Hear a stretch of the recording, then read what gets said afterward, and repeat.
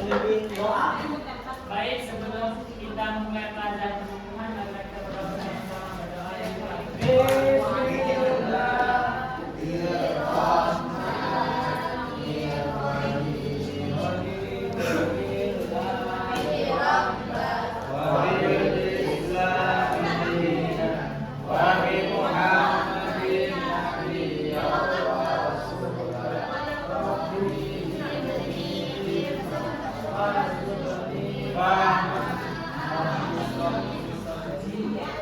Bismillahirrahmanirrahim. Alhamdulillahirabbil alamin. Wassalatu wassalamu ala asyrofil anbiya'i wal mursalin sayyidina maulana Muhammadin wa ala alihi washabihi ajmain. Pertama-tama adalah kita panjatkan puja-puji syukur kita atas kepada Allah SWT yang dimana berkatnya kita bisa berkumpul di ruang kelas ini dengan keadaan sehat walafiat. Wassalamualaikum marilah kita panjatkan puja-puji salawat kepada Nabi Muhammad SAW beserta keluarganya, sahabatnya, dan ibunya hingga akhir zaman kelak. Pada hari ini tanggal 22 Mei 2024 Rabu, kita akan belajar tentang najis. Di mana pada hari ini adalah bab pertama mata pelajaran di Islam di kelas 7 SMP. Sebelumnya, bagaimana kabar anak-anak sekalian? Apakah sehat?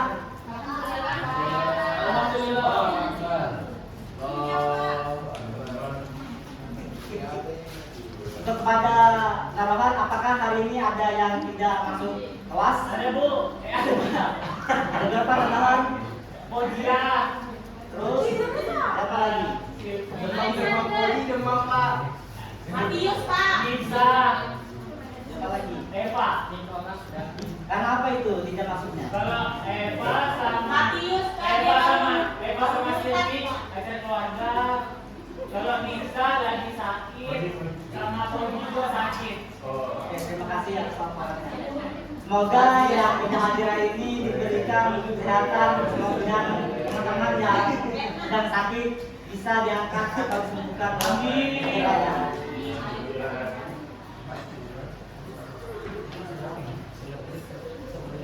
Baik, sebelum membahas lebih lanjut tentang macam-macam najis dan cara menjadikannya, sebelum kita masuk ke pembahasan, tujuan pelajaran pada hari ini yaitu untuk mengetahui apa macam-macam najis dan cara mensucikannya. Jadi najis itu menurut bahasa yang berasal dari bahasa Arab yaitu an-najis atau an-najis yang berarti kotor, jika tidak bersih ataupun tidak suci. Baik itu bersifat fisikal maupun maknawiyah. Menurut istilah najis bisa diartikan suatu benda yang mengotori pakaian atau badan kita yang menghalanginya selain ibadah kita kepada Allah SWT.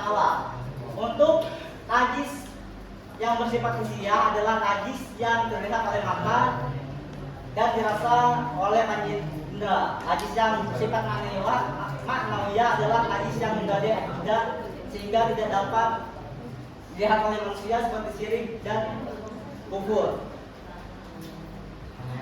Nah, jadi ini ada contoh najis. Di sini Bapak mengambil 5 macam najis, yaitu pertama bagai makhluk hidup, air liur anjing, tahi, nanah, dan babi. Kayak hewan ya.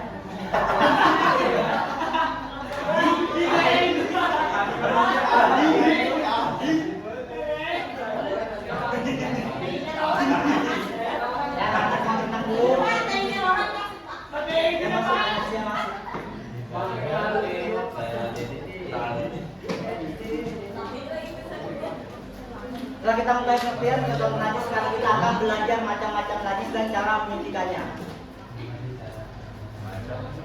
Nah, jadi najis dibagi menjadi 3 kelompok. Yang pertama itu najis mughallab, yaitu najis ringan. Yang kedua itu najis mutawasitah, najis sedang, dan najis mukhaladzah, yaitu najis berat. Nah, jadi untuk najis mughallab atau najis ringan adalah najis yang diringankan, seperti air kencing bagi laki-laki ataupun perempuan, yang dimana yang perempuan ataupun bagi yang belum pernah makan sesuatu kecuali ASI, yaitu air susu ibu. Cara mensucikan najis ini najis dihilangkan terlebih dahulu, kemudian dicipat-cipatkan atau dipecikkan air sampai bersih, kemudian dilap.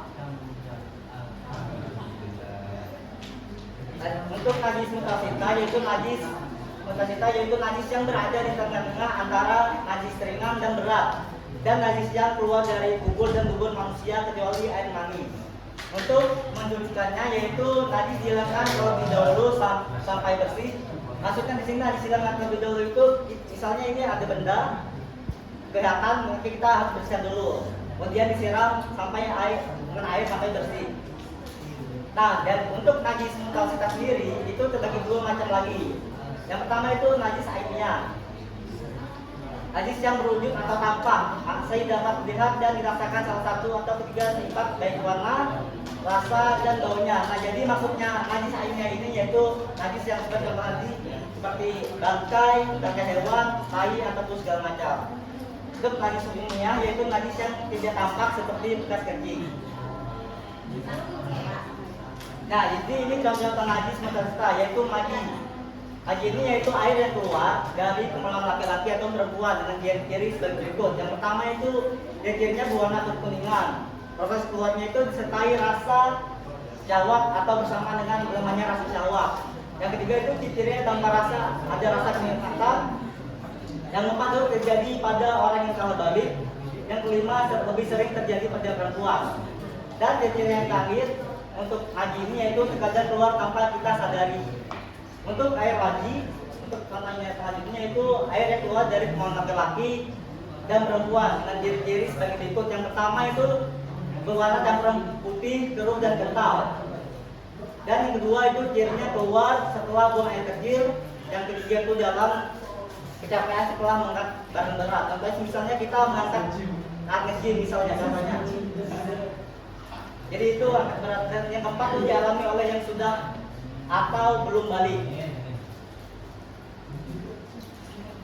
Nah, terus najis yang terakhir itu najis mukarada atau najis berat, yang dimana najis ini najis yang diperberat seperti air anjing dan babi ataupun sperma dari kedua binatang ini dan anak-anak dari hasil persilangan dengan hewan lainnya. Untuk cara mencucikannya yaitu najis dihilangkan terlebih dahulu, kemudian dibasuh dengan air 7 kali dan salah satunya dicampur atau menggunakan debu. Nah, jadi apabila kita terkena najis, misalnya kena jilat anjing, nah maka kita wajib membersihkannya dengan air 7 kali, kemudian dicampur dengan debu. Nah, baik, itu penjelasan dari Bapak. Mungkin selanjutnya kepada Narwaham, maju ke depan. Untuk terkait materi yang telah Bapak sampaikan.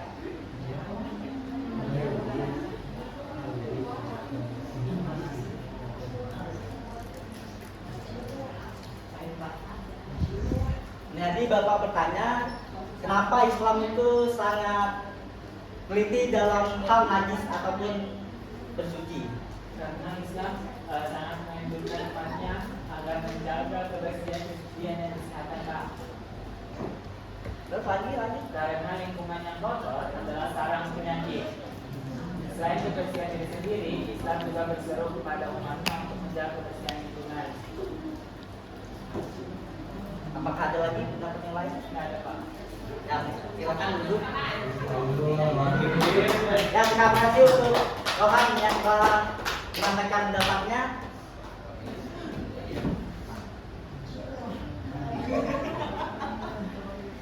Mungkin itu pelajaran pada hari ini. Sebelum Bapak tutup,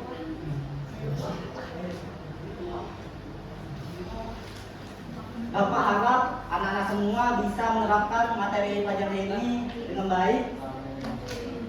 Ingatlah bahwa belajar itu adalah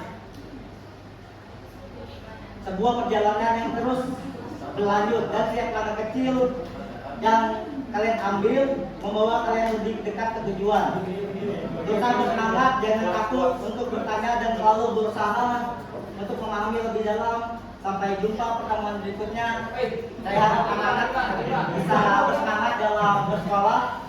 Ingat kata-kata Bapak, kalau kita sama berjuang, dengan cinta kita berjuang, Sekian dari saya, mohon maaf apabila ada kesalahan datang dari saya, benar datang dari Allah SWT.